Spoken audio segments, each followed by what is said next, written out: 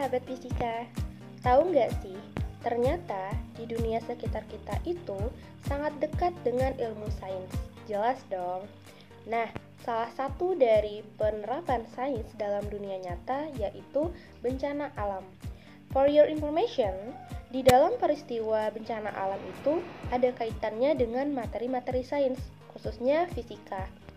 Proses terjadinya bencana tersebut dapat dijelaskan melalui persamaan-persamaan fisika.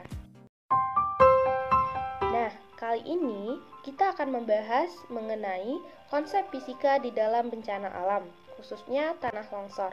Bersama saya, Nestia Paroza, dengan NIM 19033116.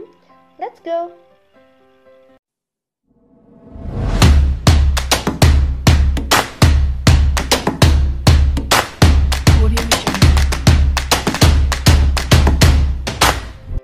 Indonesia merupakan wilayah yang rawan longsor, terlebih di wilayah Sumatera, Pulau Jawa, dan lain-lain. Tanah longsor, apa itu tanah longsor? Tanah longsor adalah perpindahan bahan pembentuk lereng berupa bahan rombakan tanah atau material campuran yang bergerak ke bawah atau keluar lereng. Nah, sekarang bagaimana proses terjadinya tanah longsor? Air yang meresap ke dalam tanah akan menambah bobot tanah. Kalau udara menembus sampai ke tanah kedap udara yang berperan sebagai gelincir, maka tanah akan menjadi licin dan tanah pelapukan di atasnya akan bergerak menuruni lereng dan keluar lereng. Konsep fisika di dalam tanah longsor yaitu ada usaha dan energi. Penyebab terjadinya tanah longsor dipengaruhi oleh lereng-lereng. Kecilnya gaya gesek antar materi lereng dengan bidang gelincirnya, sehingga gaya kohesi antar partikel saat massa bergerak dari puncak menuju dasar lereng. Hal tersebut akan menyebabkan massa melakukan usaha karena mengalami perpindahan. Nah, berikut persamaan-persamaan usaha yang ada pada materi fisika, yaitu di mana W sama dengan F dikali D, di mana W bisa diturunkan menjadi W dikali D sin theta. Kemudian W bisa disamakan dengan M dikali G D sin theta, di mana sin theta itu adalah sudut kemiringan lereng. Yang berarti besarnya usaha pada miring tanah dipengaruhi oleh massa benda dan sudut kemiringan, dan besarnya massa benda mempengaruhi gaya benda yang bekerja pada sistem. Jadi, jika massa benda semakin besar, maka nilai usaha pun akan semakin besar. Bagaimana dengan energi?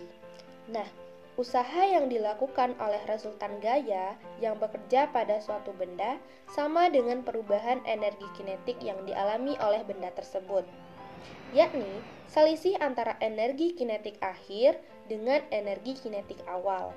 Saat nilai usaha yang dilakukan oleh gaya besar, maka perubahan energi yang bendanya akan semakin besar pula. Jadi, kalau nilai usaha besar akibat dari kondisi lereng yang curam, energi yang dihasilkan pun akan sangat besar. Dampak kerusakan yang ditimbulkan juga akan sangat besar.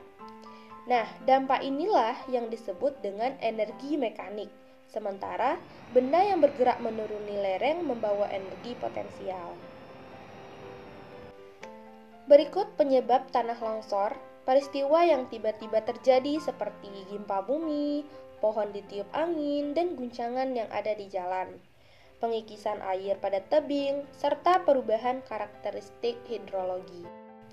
Perubahan karakteristik hidrologi akibat hujan dapat menjinakkan batu dan meningkatkan berat. Perubahan dalam sistem air tanah dapat meningkatkan atau menurunkan tekanan di fluida batuan sehingga memicu terjadinya longsor. Nah, bagaimana cara mencegah terjadinya longsor?